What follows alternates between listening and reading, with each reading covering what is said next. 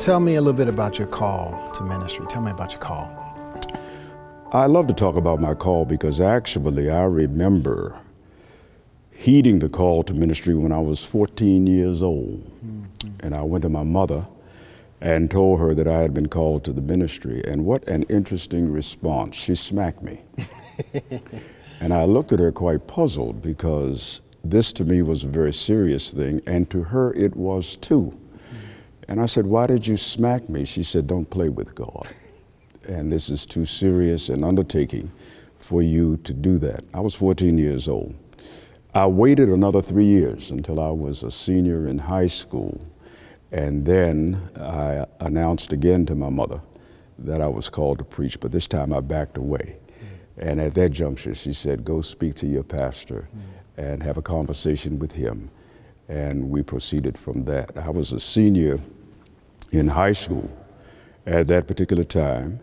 And I preached my initial sermon. We called it a trial sermon back then. Mm-hmm. On October the 16th, 1964, on a Friday night in the Enon Baptist Church in Baltimore, Maryland, in the prayer meeting.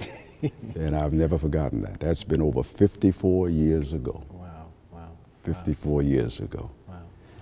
And the interesting thing I think about my call is that there has never been a time in my conscious recollection that I've not wanted to be a preacher.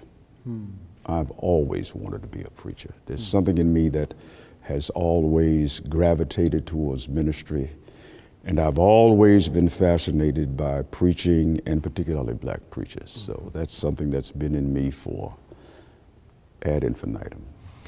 So where did that come from? Is anybody in your family, your dad, anybody where does this come from?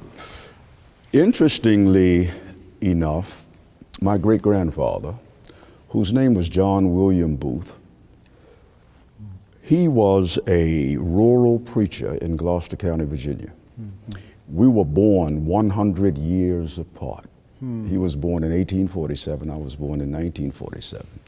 And he pastored two churches in Gloucester, one in a place called Sassafras, and a second in Ware Neck, Virginia, where my mother was born. And that was the Union Zion Baptist Church. I was able to get a biography of him. He was not an educated man. He went through high school, but he pastored those two churches in that area.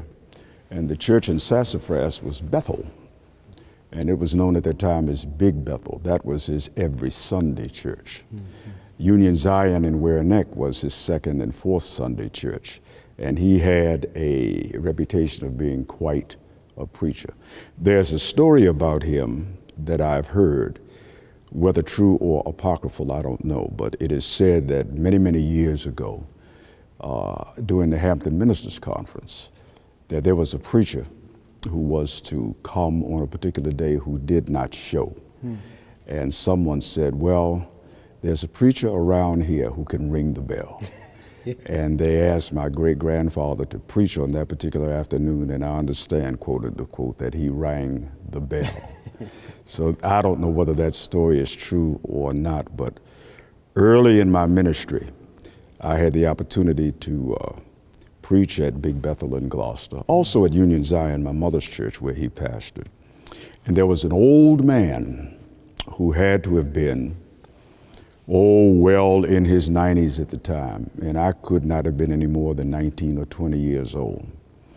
And when word was out that I was coming to preach, he had his family to bring him to church that Sunday because he wanted to hear the great-grandson of John William Booth.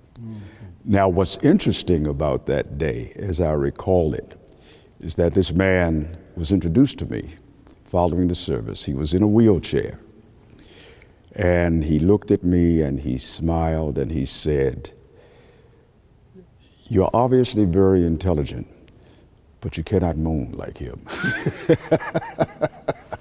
I'll never forget that, but you cannot moan like him. And my maternal grandfather, my mother's father, used to hear him preach, and he would always refer to him as Old Man Booth. And the great word was that he was quite a country preacher. Wow. I wish I had known him. In my study hangs a picture of him today. Yeah. Yeah, and there's not a Sunday morning that I go to the pulpit that I don't gaze upon his countenance.